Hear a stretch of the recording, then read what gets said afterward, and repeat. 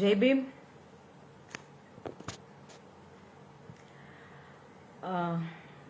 முகநூல் உறவுகளுக்கு அத்துணை பேருக்கும் என்னுடைய ஜெய்பீம் கலந்த வணக்கத்தை தெரிவித்துக் கொள்கிறேன்.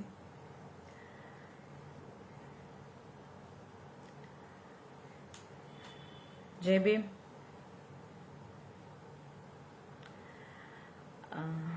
இந்துத்துவ அமைப்புகளின் சிந்தனைகளை, வரலாற்று திரிப்புகளை பற்றி தொடர்ச்சியா முகநூல் நேரலையின் மூலமா அம்பலப்படுத்த வேணும்னு அந்த நோக்கத்தோடு தான் இந்த நேரலையில வந்திருக்கேன். அந்த அடிப்படையில தான் கடந்த நேரலையிலும் முதல் தொடக்கமா இந்துத்துவ இயக்கங்களை அம்பலப்படுத்த வேண்டும் என்ற நோக்கத்துல கடந்த நேரலையில சில செய்திகளோடு உங்களோட நான் பங்கெடுத்துக்கிட்டேன். அந்த அடிப்படையில இந்த நேரலையிலும் இந்துத்துவ இயக்கங்கள் குறித்து அவர்கள் இந்த சமூகத்திற்கு செய்த செயல்களை, பிரிவினவாதத்தை அம்பலப்படுத்த வேண்டும் என்ற நோக்கத்துல தான் இந்த நேரலையில வந்திருக்கிறேன். போன நேரலையில நம்ம பேசும்போதே ஒரு சில கருத்துக்கள்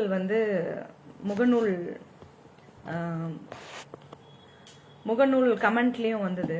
என்ன அப்படின்னா, இந்த நேரத்துல இந்த தலைப்பு தேவையில்லை, தேவையான தலைப்பு பேசுங்க அப்படின்னு சில கருத்துக்கள் எழுந்தது.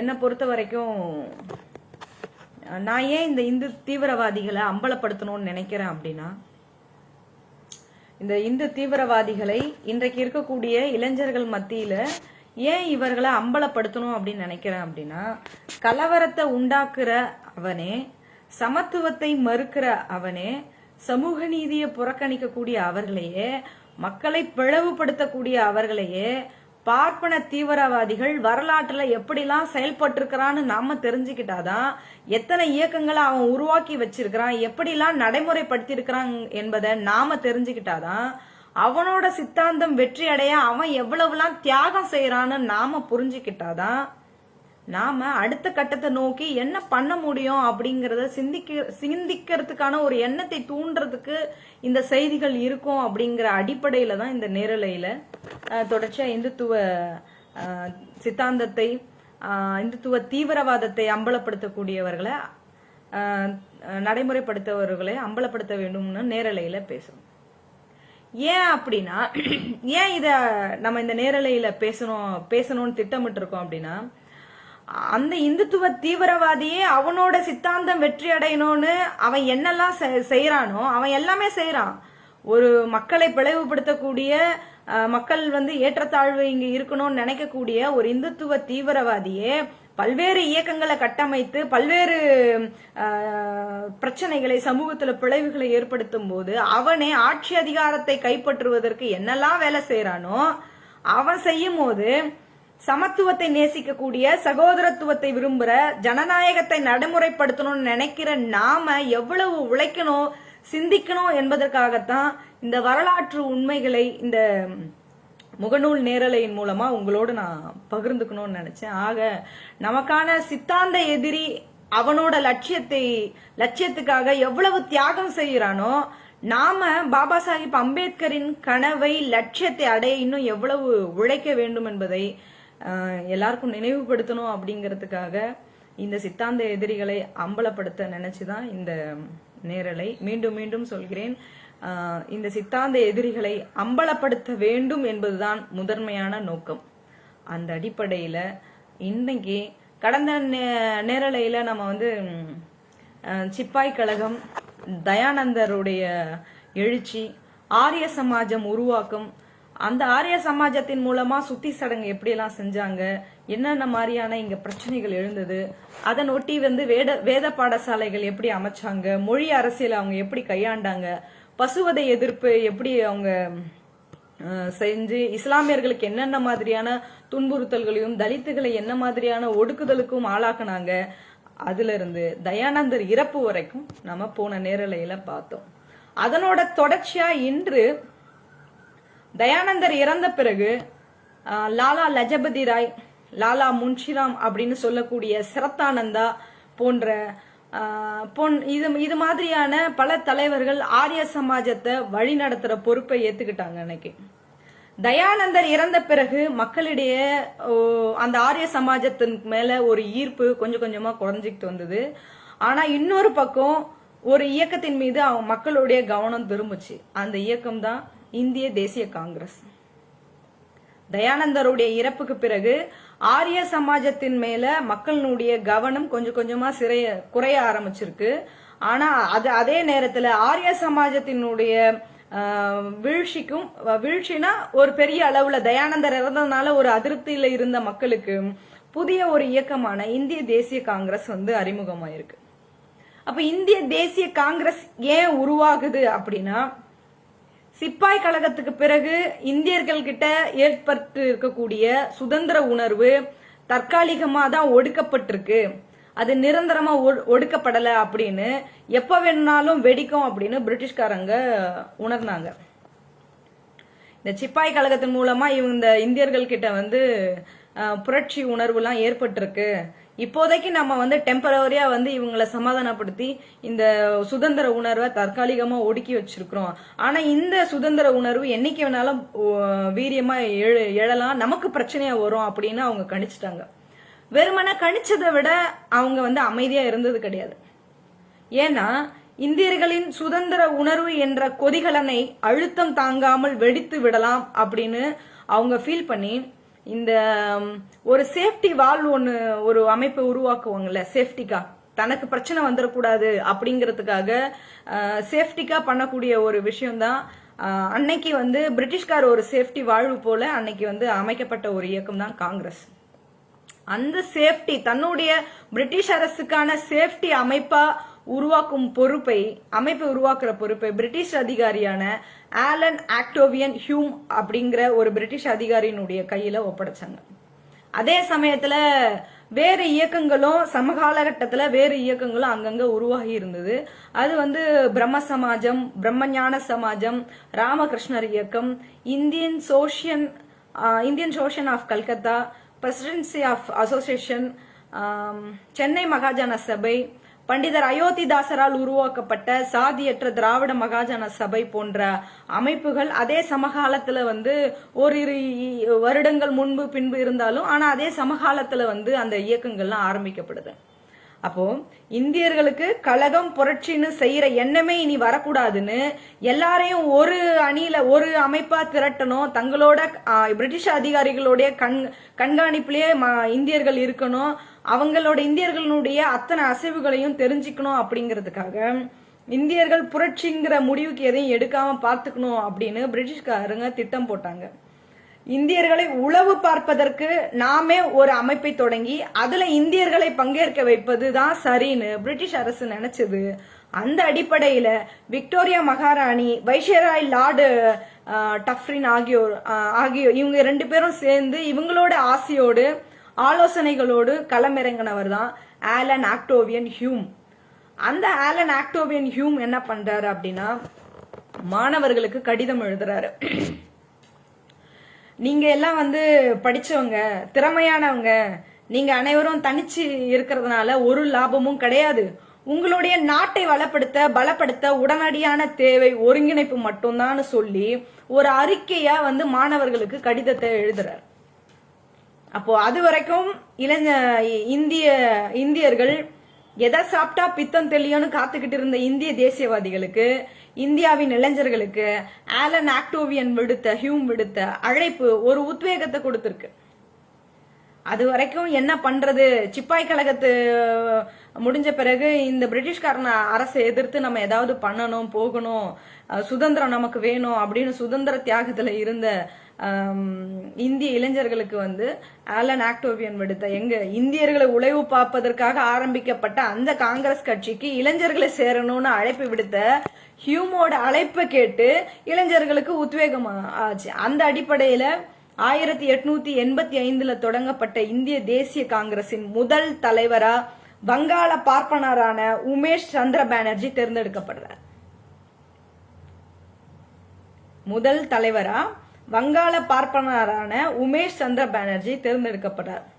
ஒரு விஷயத்த நாம நல்லா புரிஞ்சுக்கணும். என்ன அப்படின்னா, இந்த இந்தியாவில் எந்த அமைப்பு எந்த கட்சி தொடங்கினாலும் பார்ப்பனர்கள் அந்த அமைப்பினுடைய தலைமை அதிகாரத்தை கைப்பற்றுவதையே வாடிக்கையா வச்சிருந்திருக்கிறாங்க அப்படிங்கறதும் உண்மை. நீங்க எந்த அமைப்பு வேணா ஆரம்பிங்க, அது வந்து இந்த இந்துத்துவ அமைப்பாக இருக்கட்டும், காங்கிரஸா இருக்கட்டும், அல்லது கம்யூனிஸ்ட் கட்சியா இருக்கட்டும், அதுக்கு உதாரணம் கம்யூனிஸ்ட் கட்சி தான். நீங்க என்ன மாதிரியான சித்தாந்த அரசியலை இந்த மண்ணுல நீங்க நடைமுறைப்படுத்தணும்னு நீங்க நினைச்சாலும், அதுக்கான நீங்க ஒரு அமைப்பை உருவாக்கணும்னு நீங்க நினைச்சாலும், அதனுடைய தலைமை அதிகாரத்தை பார்ப்பனர்கள் தான் கைப்பற்றி இருக்கிறாங்க. அதுக்கு மிக சரியான உதாரணம் கம்யூனிஸ்ட் கட்சியில இந்தியாவில தொடங்கும் போது வங்காளத்தை சேர்ந்த பார்ப்பனரான எம்என் ராய் தான் கட்சியினுடைய அதிகாரத்தை கைப்பற்றி முதல் தலைவராக இருந்திருக்கிறாருங்கிறதான் உண்மை. எந்த அமைப்பு தொடங்கினாலும் பார்ப்பனர்கள் தான் அதிகாரத்தை கைப்பற்றுகிறார்கள் அப்படிங்கிறதுக்கு கம்யூனிஸ்ட் கட்சியினுடைய முதல் தலைவராக இருந்த வங்காளத்தை சார்ந்த பார்ப்பனரான எம்என் ராய் அதுக்கு ஒரு மிகப்பெரிய உதாரணம். அதே போலதான் காங்கிரசினுடைய முதல் பார்ப்பனைய தலைவர் உமேஷ் சந்திர பானர்ஜியும் அப்படின்னு என்னுடைய பார்வையில நான் சொல்றேன். ஏன்னா பார்ப்பனர்கள் எல்லா அதிகார தளத்தையும் கைப்பற்றணுங்கிறது ஆரிய சமாஜ காலத்துல இருந்து இன்னைக்கு வரைக்கும் அதுதான் யதார்த்தம். அப்போ எல்லா ஒரு பக்கம் காங்கிரசினுடைய தலைவரா உமேஷ் சந்திர பானர்ஜி வந்த பிறகு தலைவரா வந்துட்டாரு. ஆனா இவங்களுடைய சிந்தனைகளை, இவங்களுடைய இந்தியர்களுடைய எண்ண ஓட்டத்தை கண்காணிக்கிறதுக்காக உருவாக்கப்பட்டதான் காங்கிரஸ் கட்சி. அப்ப அந்த காங்கிரஸ் கட்சியினுடைய பொதுச் செயலாளர் பதவியை ஆலன் ஆக்டம் யூம் அவரே வகிக்கிறாரு. அப்பதான் இந்தியர்கள் என்ன சிந்திச்சாலும், அவர்கள் என்ன ஒரு புரட்சி கழகம்னு என்ன யோசனை பண்ணாலும் நமக்கு தெரியும் அப்படின்னு பொதுச் செயலாளர் பதவியை அவரே தன் வசம் வச்சிருக்கிறாரு. இந்திய காங்கிரஸ் என்ன செய்ய போகுதுன்னு யாருக்கும் பெருசா தெரியல.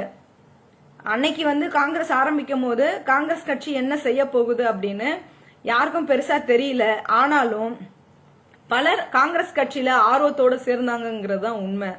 அந்த அப்படி ஆர்வத்தோட சேரும் போது ஆலன் ஆக்டோவியனுக்கு நம்மளை நம்பி ஒரு இயக்கம் கட்டுறோம், அதை நம்பி இந்தியர்கள் வந்து இவ்வளவு தூரம் வராங்க அப்படிங்கறது வந்து அவருக்கு பயங்கர உற்சாகம் கொடுக்குது.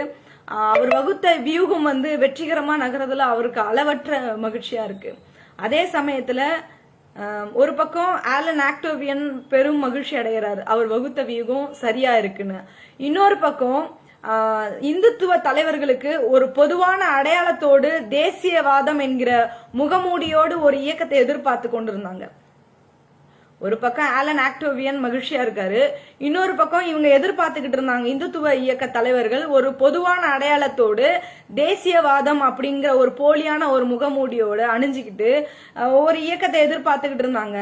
அந்த சமயத்துலதான் இந்திய தேசிய காங்கிரஸ் எல்லாரும் ஏத்துக்கிற ஒரு அமைப்பா இருக்கும் அப்படின்னு உருவாக்கப்பட்டது. அதனுடைய தலைவர்களாக இந்துத்துவ சிந்தனையாளர்கள் அதிகமா காங்கிரசினுடைய தலைவர்களாக பங்கேற்றாங்க அப்படிங்கிறது தான் வரலாற்று உண்மையா இருந்திருக்கு. இந்துத்துவ சிந்தனைகளை மிக எளிதாக இந்தியா முழுவதும் கொண்டு செல்றதுக்கு காங்கிரஸ் கட்சி வந்து சரியா இருக்கும்னு அன்னைக்கு வந்து பார்ப்பனர்கள் நினைச்சாங்க. எனக்கு இந்துத்துவ சிந்தனைகளை சரியா மக்கள் கிட்ட கொண்டு போய் சேர்க்கணும் அப்படின்னு நினைச்சுக்கிட்டு இருந்தாங்க. அவங்களுக்கு அப்ப நான் வெறுமனே இந்துத்துவ சிந்தனைன்னு சொல்லிக்கிட்டு ஒரு தனி அமைப்பா நான் போய் மக்கள் கிட்ட போனேன்னா என்ன அந்நியப்படுத்திடுவான். அப்ப எனக்கு ஒரு போலி முகமூடி தேவைப்பட்டது. அப்ப அந்த முகமூடியான காங்கிரஸ் கட்சியை நான் அணிஞ்சுக்கிட்டு என்னுடைய சித்தாந்தமான இந்துத்துவ சிந்தனைகளை மக்கள் கிட்ட எளிதா கொண்டு போக முடியும் அப்படின்னு இந்துத்துவ பார்ப்பனர்கள் நினைச்சாங்க. இந்த இந்துத்துவவாதியான திலகர் வந்து காங்கிரஸ் கட்சியை வந்து கண்காணிக்கிறார். 1885 காங்கிரஸ் கட்சி உருவாக்கப்படுது. ஆனா வெளியில இருந்து காங்கிரஸ் கட்சி என்னென்ன மாதிரியான செயல்பாடுகளை செய்யுதுன்னு 4 வருஷம் அவர் காத்திருந்து காங்கிரஸ் கட்சியை வந்து வாட்ச் பண்றாரு. தன்னுடைய இந்துத்துவ சிந்தனைகளை காங்கிரஸ் மூலமா நடைமுறைப்படுத்துறதுக்கு மிக எளிதான திட்டங்களை அவர் வகுத்துக்கிட்டே இருக்கிறார். வெளியில இருந்து காங்கிரஸ் கட்சி ஆரம்பிச்சுட்டாங்க, அதோட அவர் சும்மா இல்ல. அப்ப இந்த கட்சியை வந்து நம்மளுடைய சித்தாந்தத்துக்கு எப்படி வந்து நடைமுறைப்படுத்துறது, நம்ம எப்படி இந்த கட்சியை வந்து பயன்படுத்த முடியும் அப்படின்னு பல திட்டங்களை அந்த 4 வருஷமா போடுறாரு. 4 வருஷம் வெளியில இருந்து அவர் பல திட்டங்களை போட்டுட்டு உளவு பார்த்துட்டு 1889 காங்கிரஸ்ல சேர்ந்திருக்கிறாரு திலகர். அப்ப காங்கிரஸ் கட்சியினுடைய தலைவரா திலகர் பங்கெடுக்கிறார். இந்த நிலையில தான் ஆங்கில அரசு வந்து ஏஜ் ஆஃப் கன்சர்ன் பில்லுங்கிற ஒரு மசோதாவை நடைமுறைப்படுத்தணும்னு நினைக்குது. அதற்கு திலகர் வந்து கடுமையா எதிர்க்கிறாரு.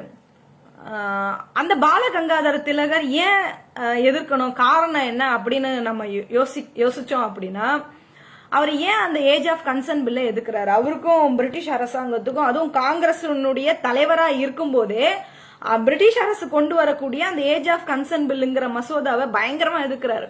அந்த மசோதா வர்றதுக்கு முன்னாடி வரைக்கும் 10 வயசு, அதாவது அந்த காலத்துல குழந்தையிலே திருமணம் செய்யணும் அப்படின்னு வழக்கம் வந்து சமூகத்துல இருந்தது.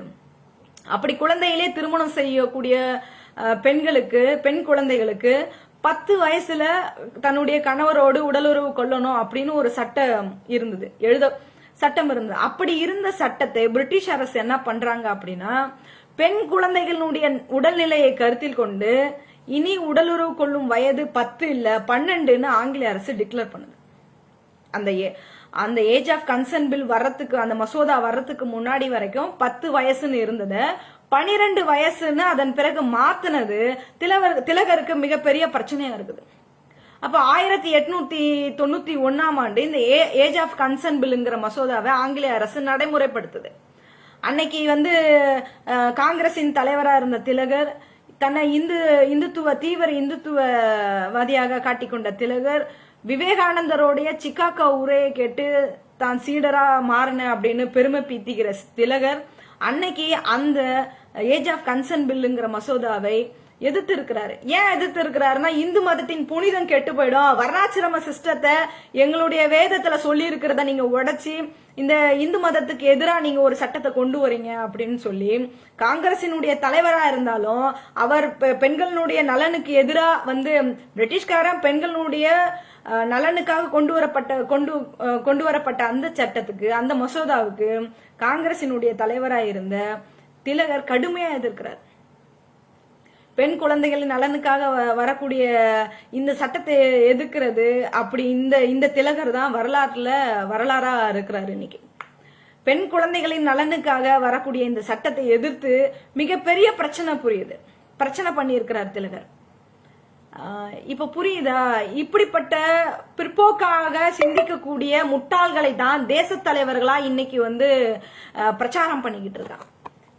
திலகர் தான் வந்து அதை பண்ணிட்டாரு, இதை பண்ணிட்டாரு, விவேகானந்தருடைய சீடரு, அப்படி இப்படின்னு பெண்களுடைய நலனுக்காக வரக்கூடிய ஒரு மசோதாவை தன்னுடைய இந்து மதத்தினுடைய வர்ணாசிரம் சிஸ்டத்தை சீரழிக்கிறீங்க அப்படின்னு பிரிட்டிஷ் அரசுக்கே எதிராக அந்த மசோதாவை நிறைவேற்றக்கூடாதுங்கிறதுக்காக கடுமையான வந்து வாதம் பண்ணியிருக்காரு. அதுக்காக வந்து பிரச்சனை பண்ணியிருக்காரு.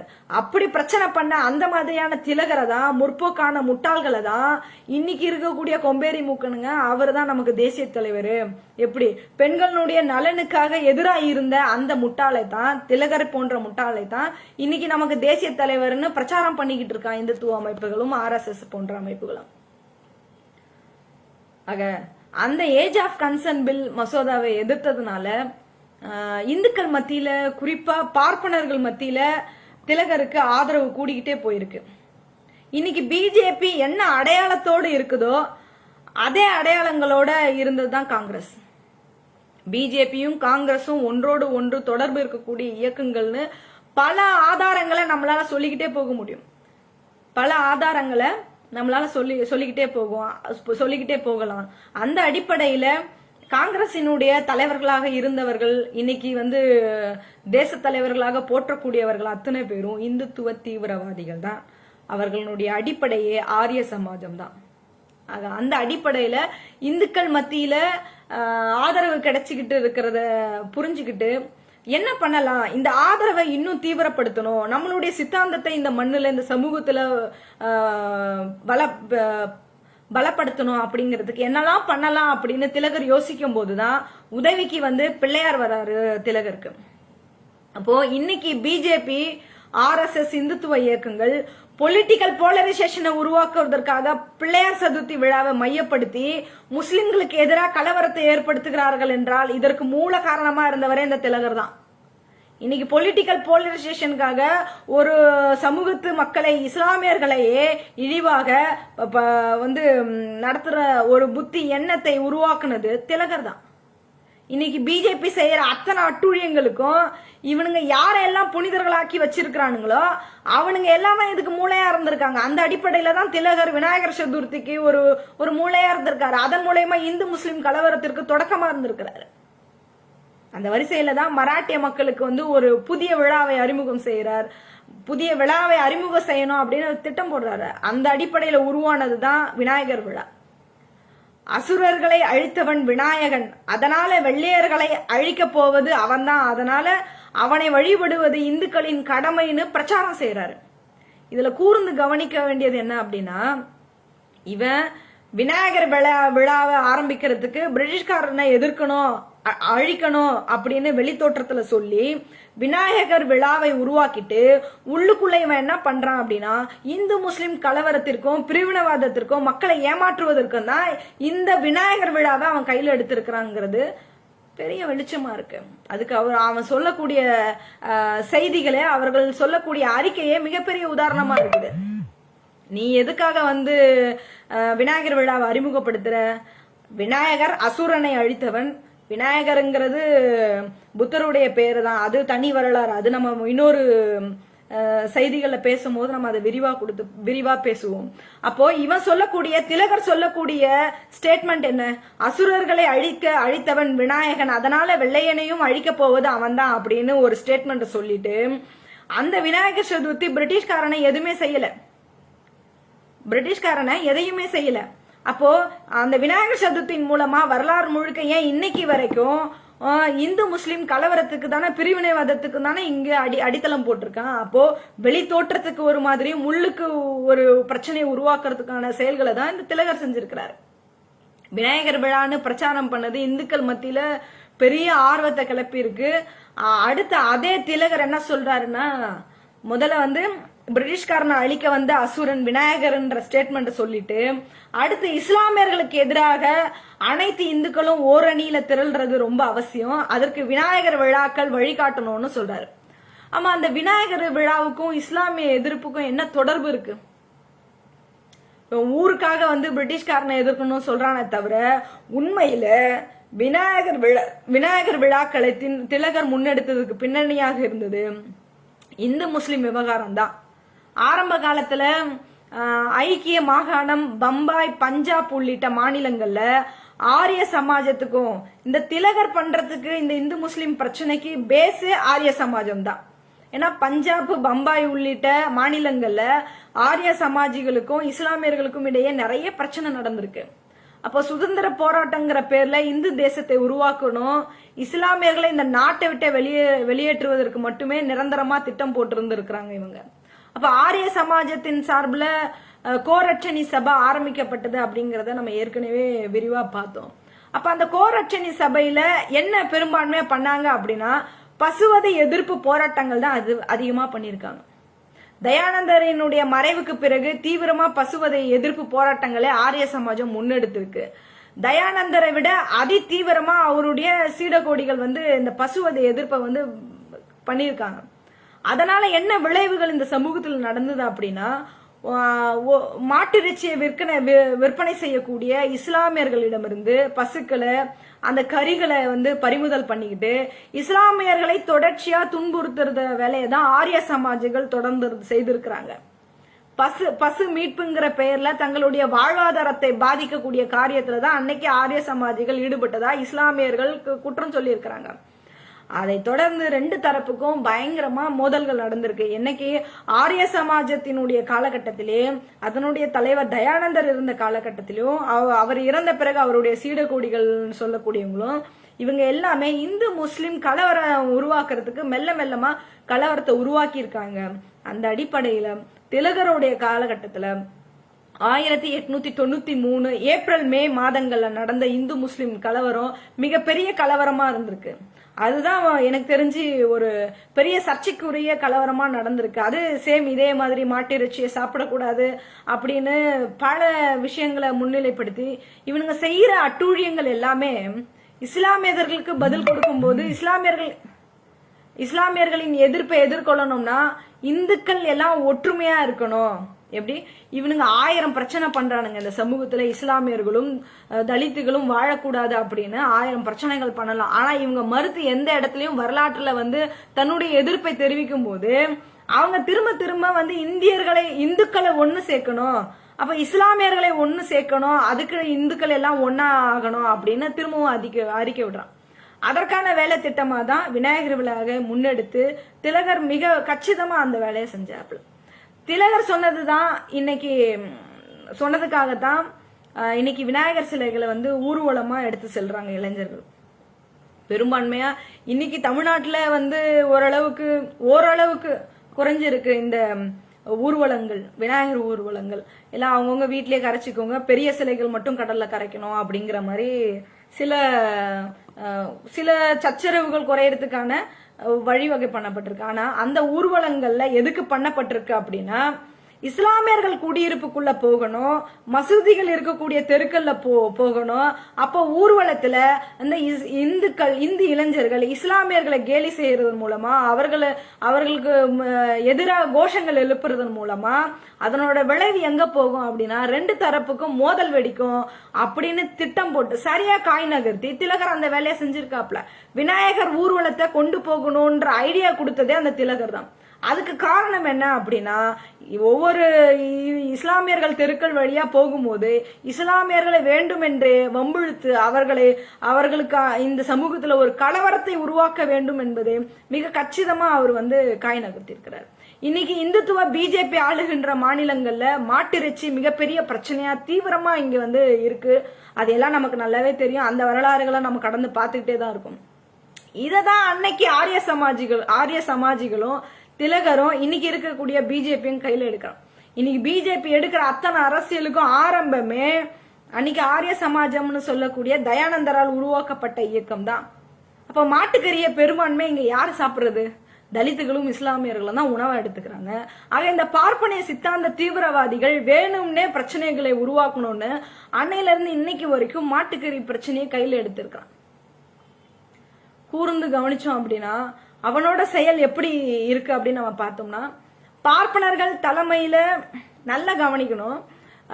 பார்ப்பனர்கள் தலைமையில இந்துக்கள் ஒரு அணியில திரளணும்.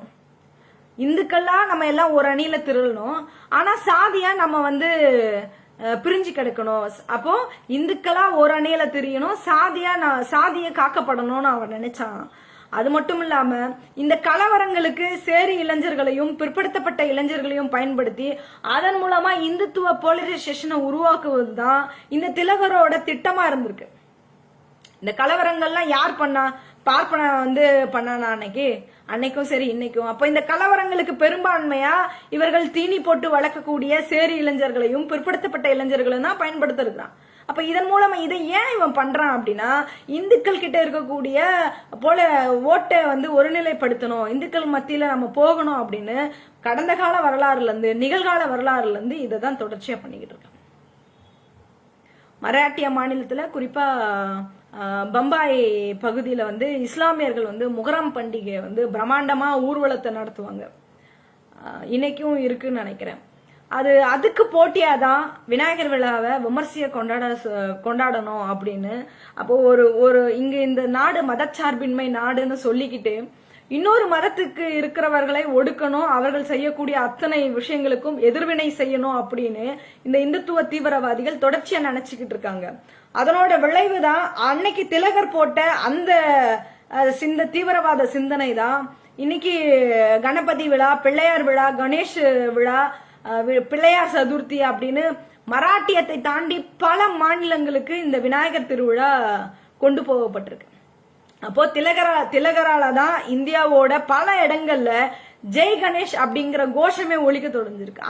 அந்த கோஷத்தினால ஊர்வலத்துல இந்து முஸ்லிம் கலவரத்தை உருவாக்கியும் இருக்கிறாங்க. அதுக்கு நிறைய வரலாறுல நிறைய இந்து முஸ்லிம் கலவரங்கள் இருக்கு. விநாயகர் சதுர்த்தினால நடந்த இந்து முஸ்லிம் கலவரங்கள் வந்து ஏராளமா இருக்கு. அப்போ இது எல்லாத்துக்குமே அடித்தளமா இருந்தவர் திலகர் தான். ஆரம்ப புள்ளியே இந்து சித்தாந்தத்தை உள்வாங்கிய காங்கிரஸ் தலைவராக இருந்த திலகர் தான். அப்போ இந்த விநாயகர் விழா அவர் நினைச்ச திட்டத்துக்கு ஏத்த மாதிரி மிக சரியா நடந்துகிட்டு இருக்கும் போது திலகருக்கு வந்து அளவு கடந்த மகிழ்ச்சி. அன்னைக்கு எப்படி ஆலன் ஆக்டோவின் ஹியூமுக்கு வந்து காங்கிரஸ் கட்சியில வந்து எல்லாரும் பெரும்பான்மையான இளைஞர்கள் வந்து சேர்ந்தது ஒரு மகிழ்ச்சியா இருந்ததோ, அது போல இவர் இந்த விநாயகர் விழாவை வெற்றிகரமாக நடைமுறைப்படுத்துறது, அது சமூகத்துல பரப்புனதுல அவருக்கு பெரிய மகிழ்ச்சி. அப்ப அந்த உற்சாகத்தோட அவர் நின்றுடல. இந்துக்களை விநாயகர் சதுர்த்தி விழான்னு சொல்லி ஒரு அணியில திரட்டணும், அதுக்கு ஒரு ஆரம்ப புள்ளியான்னு விநாயகர் விழாவை பண்ணிட்டு அதோட அவரு ஓஞ்சிடல, அவரு சமாதானம் ஆகிடல. திலகரோட கவனம் விநாயகர் கிட்ட இருந்து அடுத்து இந்துக்களை எப்படி ஓரணியில திரட்டுறது அப்படின்னு சிந்திச்சுக்கிட்டே இருக்கும்போதுதான் அவர்கிட்ட வீர சிவாஜி கைக்கு வராப்ல. இன்னைக்கு வீர சிவாஜின்னு சொல்றாங்க. அந்த வீர சிவாஜி வரலாற்றுல என்னென்ன மாதிரியான துரோகங்களை செய்திருக்கிறாரு அப்படின்னு பின்வரும் செய்திகளை நம்ம தொடர்ச்சியா பார்ப்போம். அப்போ வீர சிவாஜியை கையில எடுக்கிறது எதுக்காக எடுக்கிறாரு அப்படின்னா, அடுத்தடுத்து இந்த சமூகத்துல சர்ச்சைகளை உருவாக்குறதுக்கான தொடக்கமா தான் சிவாஜியை கையில எடுக்கிறாரு. அப்ப சிவாஜியோட கல்லறைய சீரமைக்கிறன்ற பேருல தன்னுடைய கேசரி, அவர் 2 பத்திரிகை நடத்துறாரு. கேசரி, இன்னொன்னு மராட்டிய மொழியில இன்னொரு பத்திரிகை நடத்திக்கிட்டு இருக்காரு. அப்ப அந்த கேசரி பத்திரிகையில விரிவா ஒரு கட்டுரை எழுதுறாரு. அதன் மூலமா காசு வசூல் பண்ணி இருக்கிறாரு.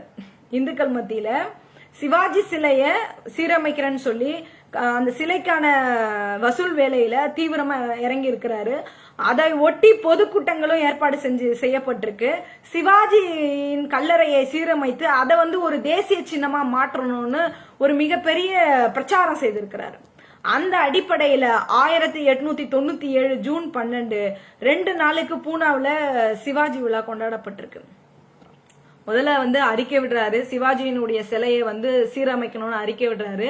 அந்த அறிக்கையின் மூலமா பணத்தை வந்து வசூல் பண்றாரு, பொதுக்கூட்டங்கள் நடத்துறாரு எல்லா இடத்துலயும். அப்போ நடத்திய அந்த விழாவை வெற்றிகரமா 1897 வெற்றிகரமா 2 நாள் நடத்துறாரு. ஆமா, இந்த திலகர் காங்கிரஸோட தலைவரா இருக்கக்கூடிய இந்த திலகர் எதற்காக சிவாஜி சிலையை அமைத்து விழா நடத்தி தேசிய சின்னமா ஆக்கணும் அப்படின்னு நம்ம வரலாற்று பக்கங்களை புரட்டும் போதுதான் நமக்கு தெரியுது. அப்ப இந்த கேள்விக்கு விடை தேடணும்னா வரலாற்று பக்கங்களை கொஞ்சம் நம்ம பின்னோக்கி புரட்டி பார்க்க வேண்டிய அவசியம் இருக்கு. மராட்டிய மண்ணுல நடக்கிற இந்து முஸ்லிம் மோதல்களின் பின்னணியை புரிந்து கொள்ளணும்னா அந்த வரலாற்றை நாம திரும்ப வாசிக்க வேண்டிய அவசியம் இருக்கு. அது என்னன்னா 1627 1657 காலகட்டத்துல வட இந்தியாவில் பீஜப்பூரை தலைநகரமாக கொண்டு ஆட்சி செய்தவர் சுல்தானிய மன்னர் முகமது அடில்ஷா. முகமது அடில்ஷாவின் ஆளுகைக்கு உட்பட்ட சிற்றரசரான சாகாஜி போன்ஸ்லே பூனாவின் ஒரு பகுதியான ஜாகீரின் அரசராக இருந்தவர். அவருடைய இறப்புக்கு பிறகு அந்த ஜாகீரோட முழு பொறுப்பு வந்து சிவாஜி கிட்ட போகுது. அதிகாரம் தன்னுடைய கைக்கு வந்த பிறகு உற்சாகத்துல ஆளுகையை விரிவுபடுத்தணும், அதாவது தன்னுடைய ஆளுகைக்கு உட்பட்ட எல்லை பகுதியை விரிவுபடுத்தணும் அப்படின்னு சொல்லி சிவாஜி நினைக்கிறாரு. அப்ப அவருடைய ஜாகீருங்கிற ஆளுகைக்கு பக்கத்திலேயே ஜாவ்லின்ற ராஜ்யம் இருக்கு. அப்ப அந்த ராஜ்யத்தை எப்படியாவது கைப்பற்றணும் அப்படின்னு சொல்லி சந்திரராவ் மோரே என்ற மராட்டிய மன்னனை தந்திரமா வீழ்த்தி, போரிட்டு கிடையாது, தந்திரமா வீழ்த்தி ஜாவ்லிய தன் வசம் படுத்திக்கிறாரு. இது நடந்தது 1656. அந்த சமயம் பார்த்து பீஜப்பூர் இந்த ஜாவ்லியை கைப்பற்றும் போது, சிவாஜி கைப்பற்றும் போது அதே சமகாலத்துல பீஜப்பூர் சுல்தான் அடில்ஷா செத்து போறாரு. எங்களுடைய ஆளுகைக்கு உட்பட்ட பகுதியை நீ எப்படி கைப்பற்ற முடியும் அப்படின்னு அந்த சுல்தான், பீஜப்பூர் சுல்தான் அடில்ஷா இறந்த பிறகு அவருடைய 2ஆம் அடில்ஷா வந்து தங்களுடைய ராஜ்யத்தை கைப்பற்றிய சிவாஜிக்கு பதிலடி கொடுக்கணும்னு விரும்புறாரு.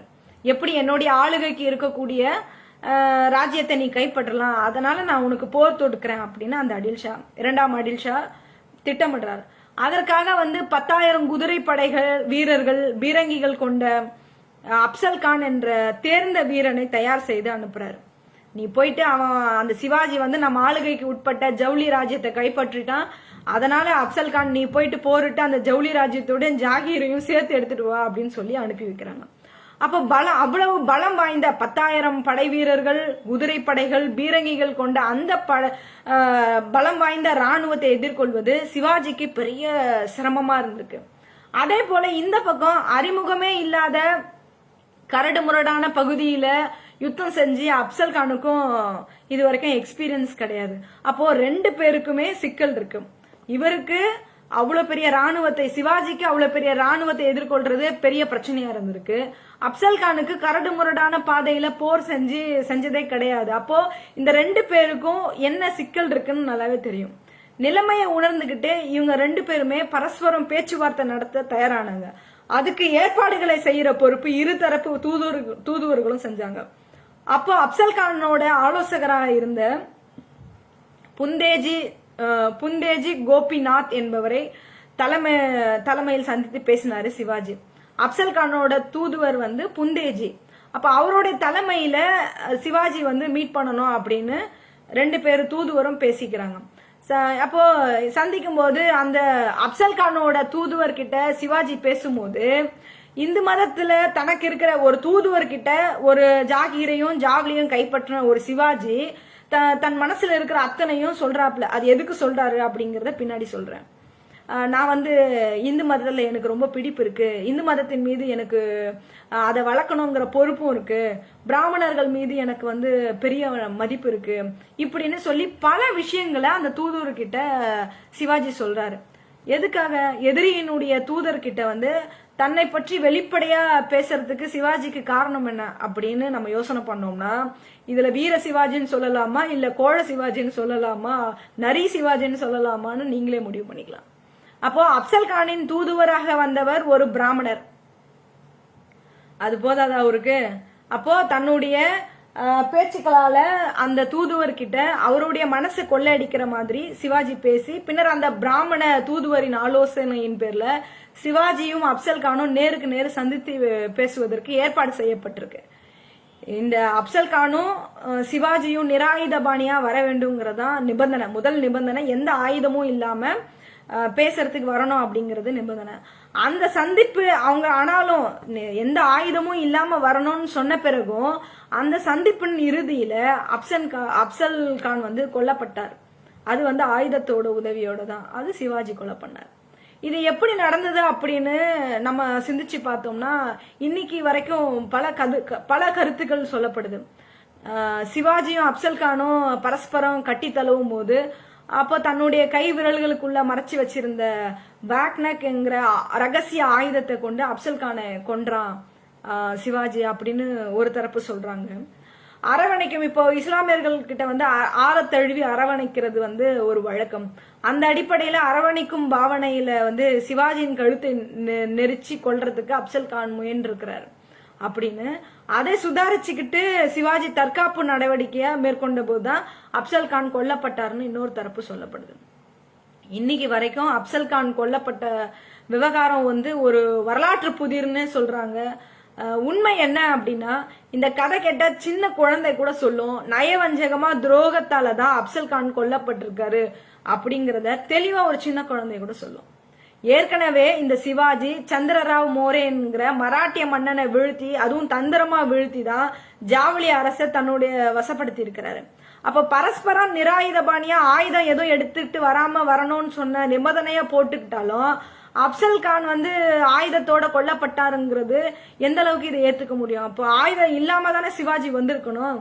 அப்போ இவர் துரோகம் செய்துதான் ஏற்கனவே ஜாவலி அரசை கைப்பற்றினாரு. இன்னைக்கு இந்த அப்சல் கானையும் துரோகம் செஞ்சுதான் வீழ்த்தி இருக்கிறாரு.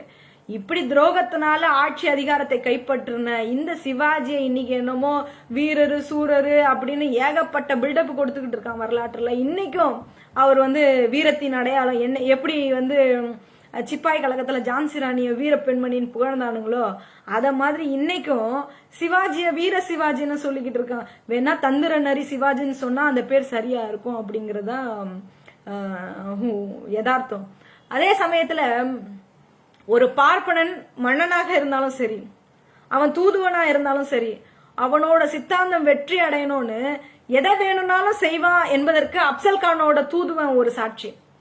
அப்சல் கான் ஒரு இஸ்லாமியர், அவனுடைய தூதுவன் ஒரு பார்ப்பனர். அப்ப அவனுடைய சித்தாந்தம் இந்த மண்ணுல நடக்கணும் அப்படின்னு சிவாஜி சொன்ன போது அதுக்கு ஆட்பட்டு தன்னுடைய மன்னருக்கே துரோகம் செய்யக்கூடிய அப்படின்னு பார்ப்பன சமூகத்தான அந்த தூதுவன் துரோகம் செய்யறான் அப்படின்னா அவன் மன்னனாலும் இருந்தாலும் தூதுவனாக இருந்தாலும் அவன் துரோகம் செய்வான். காரணம், அவனுக்கு தேவையெல்லாம் அவன் சித்தாந்தம் இந்த மண்ணுல இருக்கணும், இந்து ராஜ்யம் இங்க அமைக்கணும் அப்படிங்கறதுல தெளிவா இருக்கிறான். அதுக்கு அப்சல் கானோட தூதுவன் ஒரு மிகப்பெரிய சாட்சியா இருக்கான். அப்போ துரோகத்தால ஜாவ்லியை கைப்பற்றின உத்வேகத்துல தன்னுடைய ராஜ்யத்தை விரிவுபடுத்துறாரு சிவாஜி. வெறும் ஜாகிராக இருந்த சிவாஜி மராட்டிய மன்னன் சிவாஜியாக பரிணாம வளர்ச்சி பெற்றது தந்திரத்தினாலதானே தவிர வீரத்தால கிடையாது. அப்போ ஆக இந்து மதம் இப்படி சிவாஜியினுடைய வரலாறு இப்படி இருக்கும்போது திலகர் அவரை கையில் எடுக்கிறார். ஏன் கையில் எடுக்கிறார் அப்படின்னா, இந்து மதப்பற்று, இஸ்லாமியர் எதிர்ப்பு, சமஸ்கிருத ஆர்வம், இந்த மூன்றும் முக்கிய குணாம்சங்களை கொண்ட சிவாஜியை போற்றுவது புகழ்வதும் இந்துக்களின் கடமைன்னு கட்டாயப்படுத்தி கட்டமைக்கிறார். எப்படி? இந்து மத பற்று, இஸ்லாமியர் எதிர்ப்பு, சமஸ்கிருத ஆர்வம், இது எல்லாமே சிவாஜி கிட்ட இருக்கு. அதனால இந்துக்கள் இவரை போற்றணும், புகழணும், இவரை தேசிய அடையாளமா கொண்டு போகணும் அப்படின்னு திலகர் இந்த அரசியலை எடுத்துக்கிட்டு இருக்காரு. அந்த அடிப்படையில தான் ஆண்டுதோறும் சத்ரபதி சிவாஜி விழாவை கொண்டாட சொன்னாரு. முதல்ல 2 நாள் கொண்டாடப்பட்டது, பின்னர் அது 3 நாளா கொண்டாடப்பட்டு இன்னைக்கு அது போயிட்டே இருக்கு. பசுவதை எதிர்ப்பு இஸ்லாமியர்களுடன் விநாயகர் சதுர்த்தியை பசுவதை எதிர்ப்பை விநாயகருடனோ, விநாயகர் சதுர்த்தி முகராம் பண்டிகையுடனோ, சிவாஜியை முகராம் பண்டிகை அப்சல் கானோட தொடர்பு படுத்துறதன் மூலமா இந்த திலகர் என்ன செய்யறாரு அப்படின்னா, இந்து முஸ்லிம் இடையான விரிசலை மென்மேலும் அதிகரிச்சுக்கிட்டே போகணுங்கிறதுக்காக தான் இவர் இவ்வளவு திட்டம் பண்றாரு.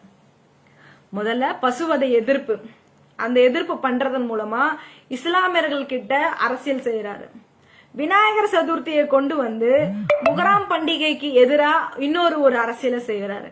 அப்போ சிவாஜி விழாவை கொண்டு அப்சல் கானான இஸ்லாமிய மன்னனோடு இஸ்லாமியர் தளபதியோட கனெக்ட் பண்ணும்போது இவர் தொடர்ச்சியா இந்து முஸ்லிம் கிடையே ஒரு விரிசலை ஏற்படுத்துறதுக்கு இந்த ஒன்னோடு ஒன்னு தொடர்பு படுத்தி இங்கு சமூகத்துல விரிசலை கொண்டு போகணும் அப்படின்னு சரியா திட்டமிட்டு, சொல்லப்போனா சரியா ஸ்கெட்ச் போட்டு வேலை பண்ணிருக்கிறாங்க.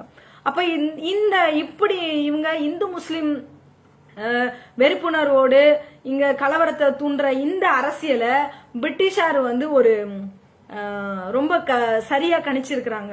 இந்த விரிசல் நாளுக்கு நாள் வெளியே அதிகமாயினே போகும்போது இந்துக்களும் இந்து தீவிரவாதிகளும் இஸ்லாமியர்களுக்கும் இடையே நடக்கக்கூடிய இந்த பிரச்சனைய பிரிட்டிஷ் அரசு தன்னுடைய கவனத்துல கொண்டு வருது. அப்போ இவங்க திரும்ப புரட்சியினும் கலகம்னு இந்தியர்கள் கிளம்பிடக்கூடாது. அப்ப இவர்களை என்னைக்குமே பதட்டமாவே வச்சுக்கிட்டா நமக்கு எந்த பிரச்சனையும் வராது, நாம இங்க வணிகம் செஞ்சுட்டு போயிடலாம் அப்படின்னு சொல்லி மிக சரியா சாதுர்ணயமா ஏற்கனவே இந்துத்துவ தீவிரவாதிகள் பிளான் பண்ணி இந்து முஸ்லிம் தீவிரவாதத்தை கலவரத்தை உண்டாக்கும் போது அதுக்கு பின்னிணைப்பா பிரிட்டிஷ் அரசும் வங்க பிரிவினையை செய்யுது.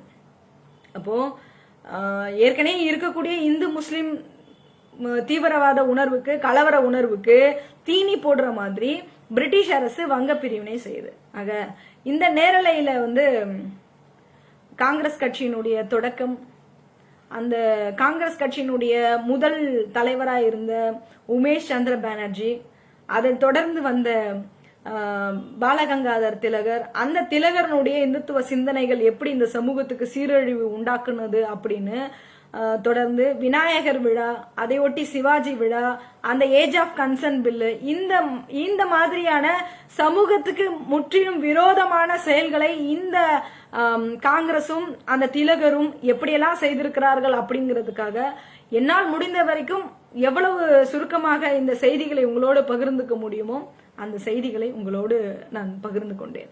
இந்த வங்க பிரிவினை இதோடு இன்றைய கருத்துக்களை நான் நேரம் கருதி நிறுத்திக் கொள்கிறேன். ஆனா இதை தொடர்ந்து வரக்கூடிய இந்துத்துவ சிந்தனைகளை நிச்சயமாக ஒவ்வொரு இடத்தையும் ஒவ்வொரு வரலாற்று திரிவுகளையும் நாம் இங்கு மேற்கோள் காட்டி சொல்ல வேண்டிய அவசியம் இருக்குது. காரணம் என்னன்னா, என்னை பொறுத்த வரைக்கும் காங்கிரஸ் என்பது ஒரு முழுமையான இந்துத்துவ அமைப்பு தான். இன்னைக்கு இந்துத்துவ அமைப்பு என்னெல்லாம் பண்றானோ அது எல்லாமே இன்னைக்கு பிஜேபிக்கு என்னென்னலாம் அஜெண்டா இருக்கோ அது எல்லாமே காங்கிரஸுக்கும் இருக்கு. காங்கிரஸ் கட்சி கார்பரேட்டுகளுக்காக வேலை செய்யுது, அது அன்னையில இருந்தும் இன்னைக்கு வரைக்கும். பார்ப்பனர்கள் மட்டுமே இன்னைக்கு வரைக்கும் அதிகாரத்துல இருக்கிறாங்க. அப்ப இன்னைக்கு எல்லாரும் என்ன நினைக்கிறாங்க அப்படின்னா, காங்கிரஸ் என்னமோ மத சார்பின்மையை கடைபிடிக்கிற மாதிரியும் அது வந்து ஒரு முற்போக்கு கட்சி மாதிரியும் எல்லாம் பேசுறாங்க. சனாதனத்தை ஒழிக்க வந்த கட்சினும், சனாதனத்தை ஒழிக்கணும்னா அதுல காங்கிரஸ் கட்சியினுடைய தலைமையில வரக்கூடிய பிரதமரை தான் ஆதரிக்கணும் அப்படிங்கிற கொள்கையும், அப்படி எந்த கொள்கையும் மத சார்பின்மையை கடைபிடிக்கிற மாதிரி எந்த கொள்கையும் காங்கிரஸ் கட்சிக்கு கிடையாது.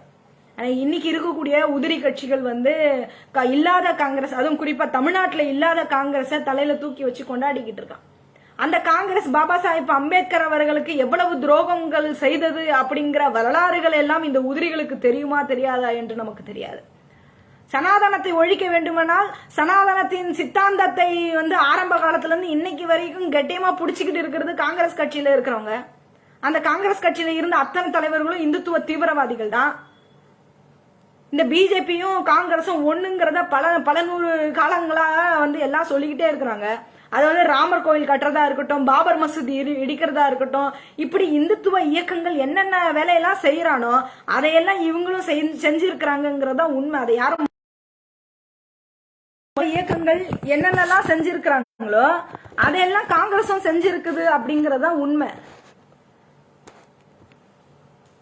முதலாளிகளுக்கும் பார்ப்பனர்களுக்கும் பிழைப்பு நடத்துறதுக்காக இந்த இயக்கங்கள் இன்னைக்கும் இந்த இரண்டு கட்சிகளும் இருக்குது அப்படிங்கிறது வரலாற்றுல நம்ம நிறைய உதாரணங்களை சொல்லிக்கிட்டே போகலாம்.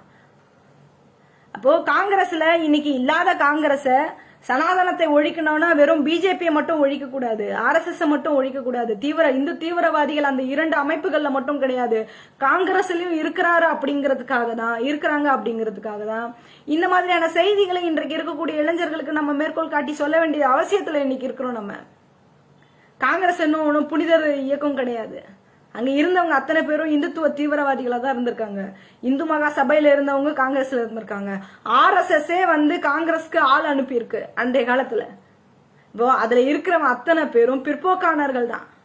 ஒன்னும் சனாதனத்தை ஒழிக்கணும்னா நீங்க வந்து சனாதனம் ஒழிக்கணும்னா சனாதனத்தை ஆரம்ப புள்ளியா இருக்கக்கூடிய காங்கிரஸ் கட்சியில இந்தியர்களை உளவு பார்ப்பதற்காக ஆரம்பிக்கப்பட்டதான் கட்சி. இங்க இன்னைக்கு அன்னைக்கு ஆங்கிலேயர் வந்து வெளிப்படையா நம்மள வந்து உளவு பார்த்துக்கிட்டு இருந்தான், நம்மளை அடிமைப்படுத்திக்கிட்டு இருந்தான். இன்னைக்கு காங்கிரஸ்ங்கிற ஒரு கட்சியின் மூலமா உளவு பார்க்கறதுக்காக ஆரம்பிக்கப்பட்ட கட்சி தான் காங்கிரஸ். அப்படிப்பட்ட காங்கிரசின் மூலமா இன்னைக்கும் நம்மள உளவு பார்த்துட்டு இருக்கான் அப்படிங்கறது என்னைக்கு எத்தனை பேரு நம்ம புரிஞ்சுக்க போறோம். அப்போ மக்களை பிளவுபடுத்தக்கூடிய இந்த சமூகத்துல சமூக நீதி மலரக்கூடாதுன்னு நினைக்கக்கூடிய, ஏற்றத்தாழ்வுகள் இருக்கணும்னு நினைக்கக்கூடிய சனாதனவாதிகளே இந்த மாதிரியான ஏறத்தாழ ஆரிய சமாஜம் உருவானது 1885 காலகட்டங்கள்ல. இன்னைக்கு ஏறத்தாழ 130 வருஷம் ஆகுது. அப்ப அவனுடைய இந்துத்துவ சித்தாந்தம் இந்த மண்ணுல நிலைநிற்கணும் அப்படின்னு ஒரு 100 வருஷம் 130 வருஷம் அவனுடைய வேலை எப்படிலாம் இருக்கு. எந்த இடத்துலயும் சோர்ந்து போகல. தன்னுடைய சித்தாந்தம் இந்த மண்ணுல வெற்றி அடையணும் அப்படின்னு சொல்லி எந்த இடத்துலயும் சோர்ந்து போகல. ஆரிய சமாஜத்தை உருவாக்குறான். ஆரிய சமாஜத்தின் மூலமா கோரட்சணை சபை உருவாக்குறான். அவன் என்னைக்குமே அப்படி நினைக்கவே இல்லையே, நம்ம தான் ஆரிய சமாஜம் உருவாக்கிட்டோம், எதுக்கும் இன்னொரு அமைப்பு கோரட்சணை சபைன்னு. கிடையவே கிடையாது. அவனுக்கு தேவை நீ என்ன வேணா பண்ணு, ஆனா இந்த மண்ணுல நம்ம தான் ஆளணும், பார்ப்பன சித்தாந்தம் தான் இருக்கணும், இந்துத்துவ தீவிரவாதம் தான் இங்க நடைமுறைப்படுத்தணும், மனுஸ்மிருதியை கடைபிடிக்கணும் அப்படிங்கறது தெளிவா இருந்தாங்கல்ல. அதனுடைய தொடர்ச்சியா தானே ஒரு போலி முகமூடியா வந்து காங்கிரஸ் கட்சியை பயன்படுத்திக்கணும். காங்கிரஸ் கட்சியை ஆரம்பிக்கும் போது இந்த காங்கிரஸ் கட்சியின் ஒரு கட்சி ஆரம்பிக்கிறோம்னா அந்த கட்சியில நம்ம என்ன, நம்மளோட பங்கெடுப்பு என்ன அப்படின்னு சிந்திச்சு இந்துத்துவ சித்தாந்தத்தை இந்த மக்கள் கிட்ட கொண்டு போகிறதுக்கு காங்கிரஸ் கட்சி பயன்படும் அப்படின்னு சிந்திச்சான்ல திலகர். அப்படியான சிந்தனைகளை இன்றைக்கு இருக்கக்கூடிய பாபா சாஹிப்பின் பிள்ளைகளாக இருக்கக்கூடிய சிந்திப்பவர்கள் நாம் பெரும்பான்மையா சிந்திக்கிறதே கிடையாது. பாபா சாஹிப் அம்பேத்கர் அவர்களுடைய தொண்டுன்றது சொல்ல முடியாது, வார்த்தைகளால சொல்லிட முடியாது. அவர் இந்த சமூகத்துக்கு இந்த சமூகத்துல ஒரு சமத்துவம், ஒரு சகோதரம், ஒரு ஜனநாயகம் மலரணும் அப்படிங்கிறதுக்கான எல்லா கோட்பாட்டையும் எல்லாத்தையும் வரையறுத்து வச்சிருக்கிறாரு. அதை நமக்கான எதிர் சித்தாந்தத்துல இருக்கக்கூடியவன் மிகச்சரியா அதை கையகப்படுத்தி அவன் வந்து இந்த 130 வருடங்கள் ஏறத்தாழ 130 வருடங்களா மிகச்சரியா வந்து காய் நகர்த்திக்கிட்டு போயிட்டு இருக்கான். அப்போ அவருடைய கொள்கைகளை பேசக்கூடிய நாம ஒவ்வொரு காலகட்டத்திலும் நம்ம சோர்ந்துதான் போயிருக்கோம்.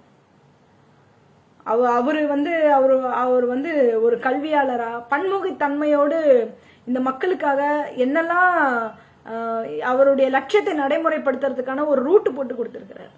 அந்த ரூட்டை நம்ம இன்னைக்கு வரைக்கும் கொண்டு போனோமா, நம்மளுடைய லட்சியத்தை கனவை நம்ம நிறைவேற்றுவதற்கு நம்ம எந்த அளவுக்கு இன்னைக்கு உழைச்சிக்கிட்டு இருக்கோம் அப்படிங்கறத சிந்திக்கிறதுக்காக தான் இந்த மாதிரியான இந்துத்துவ தீவிரவாதிகளை அம்பலப்படுத்த வேண்டிய அவசியம் இருக்கு.